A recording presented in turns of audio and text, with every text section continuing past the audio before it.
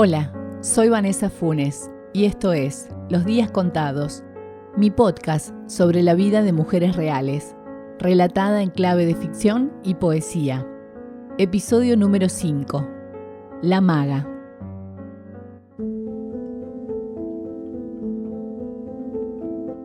¿Quién podría imaginar que tras esa mirada inocente, cargada de luz, la maga llevaba el peso de la oscuridad? La fragilidad era solo aparente, ya que para recorrer los senderos que le habían tocado transitar desde que vino a este mundo, se necesitaba mucha fortaleza emocional y espiritual. Prisionera de un contexto familiar caótico, la maga creció sabiendo de desamor, de ausencia de caricias y trato amoroso de mamá, y de un padre presente y responsable. En definitiva, de cuidadores que se encargasen de ella como todo niño merece.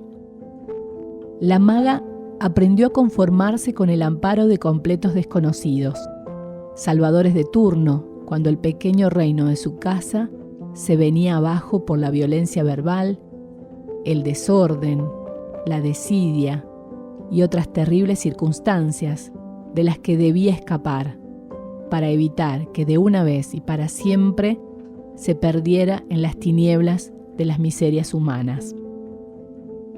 Pero era la maga. De una u otra manera siempre parecía haber fuerzas superiores que hacían que siguiera adelante, que resistiese. Solo tenía que llegar, lo menos lastimada posible, a su mayoría de edad y tomar por fin el control de su destino. La conocí unos años cuando estaba trabajando como suplente en un colegio de la zona periférica.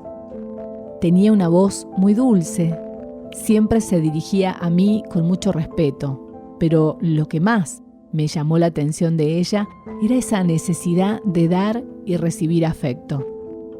La conexión entre ambas fue inmediata. Algo de mí se reflejaba en ella.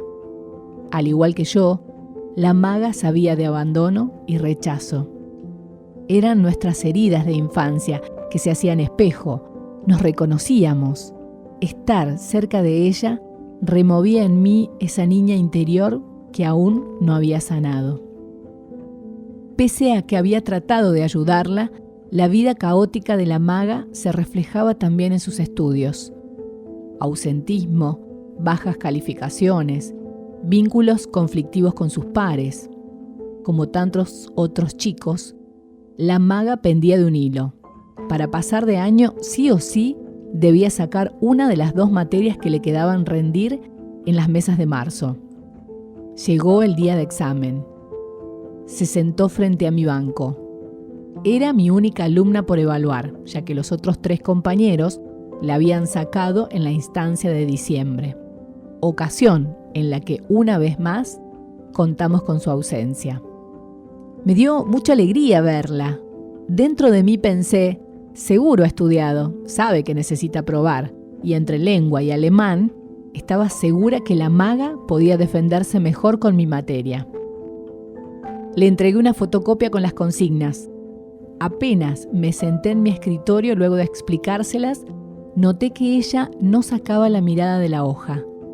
Y aunque apuntaba hacia la primera pregunta, era absolutamente evidente que sus ojos se centraban en las palabras escritas, pero su atención y pensamiento estaban a años luz de distancia. Decidí esperar un poco más antes de preguntarle cómo iba con la prueba. Pero luego de 40 minutos y que solo hubiese colocado su nombre y el curso, era más que claro que la maga no sabía nada o no podía responder. Me senté frente a ella y le pedí que me respondiese con la mayor sinceridad posible. ¿Estudiaste, maga? Y dijo, disculpe, profe, no pude. Bastó que ella parpadease para que rodaran las primeras lágrimas de un torrente que vendrían seguidamente. La maga de repente se transformó en sollozos contenidos. Sentí escalofríos, guardaba forzosamente un grito que estaba enquistado en su garganta. el silencio autoimpuesto ya era imposible dejar de escuchar. Los siguientes minutos me relató las peripecias que había vivido días previos. Un infierno de noches sin dormir. Como tantas otras niñas y adolescentes de nuestro país y del mundo, ella lidiaba con intentos de abuso intrafamiliar y era un condimento más a una herida sangrante que supuraba desde el día que vino a este mundo. Como su profesora no podía hacer como si no lo supiera y debía involucrarme. La maga me miró y aceptó mi ayuda. Tenía un plan para denunciar a su verdugo. Me asesoré con psicopedagogos e investigué qué debía hacer en estos casos, porque nadie podía mirar para otro lado, y yo sentía la causa de la maga como si fuese mía. Esa misma tarde le dije a mi alumna que fuera a mi casa, para que nos pusiéramos en marcha nuestro plan de acción. La maga llegó a la hora pautada. Hablamos un buen rato. Me relató la terrible situación que vivía en su hogar. Voy a omitir conscientemente algunos detalles, pero imagínense estar 24 horas, 7 días de la semana cuidándose las espaldas de tu propio entorno. El enemigo te puede acechar tal vez cuando vas a la cocina por un vaso de agua y estás en constante lucha. Sos una prisionera en tu propia habitación. La luz del día o la oscuridad de la noche son tan peligrosas por igual. La maga hacía magia para poder escapar de un destino maldito, empeñado en quitarle su inocencia. Ideas alocadas se cruzaban por mi cabeza. ¿Por qué no luchar por ella y tener su guarda? Quienes hemos tenido la suerte de encontrar ese amor que necesitábamos para crecer, sabemos todo lo que ese sentimiento puede provocar en el corazón, la mente y en el cuerpo de quien lo recibe. A mí me había criado mi abuela. No se podía querer más a alguien como mi abuela me había querido. Tanto sentía su amor que había olvidado que quienes me trajeron al mundo no habían estado a la altura. Una extensa charla nos mantuvo ocupadas. La maga por fin recuperó sus tonos rosados en las mejillas y ya se veían destellos en sus ojitos marrones. Le sugerí quedarse esa noche en mi casa. Le preparé la habitación de huéspedes, cenamos, se duchó y junto a mi hija disfrutamos de una cena en paz y armonía, algo que en su casa ella no disfrutaba.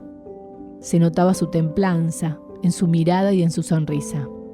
Al otro día la acompañé a hacer la denuncia. Pensé, ¿por fin la justicia tomará cartas en el asunto? ¿Habrá un mejor destino para la maga? Siempre recuerdo sus palabras. Profe, a veces me pregunto cómo he hecho para llegar hasta aquí, con todo lo que he pasado en estos 17 años.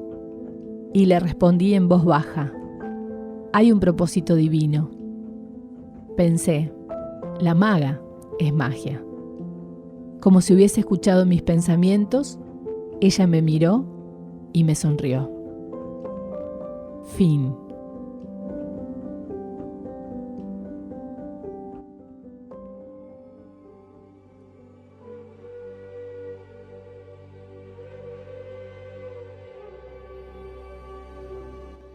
Me permito darte un consejo. Sé la protagonista de tu propia narrativa. Escribí el guión de tu vida. Que nadie haga por vos las escenas difíciles, porque en ellas está la mayor sabiduría. Crecé, evolucioná y transformate en una verdadera estrella. Y hacé que al final de tu historia todo haya valido la pena. Se requiere muy poco para destruir a una persona, simplemente convencerla de que nadie necesita lo que ella hace. Te dejo unas preguntitas para que las vayas pensando. ¿Qué monstruos tuviste que enfrentar durante tu vida? ¿Los venciste o sentís que te vencieron? ¿A qué o a quién te aferraste en tus peores momentos? ¿Y cómo pudiste vivir tu espiritualidad en esos instantes?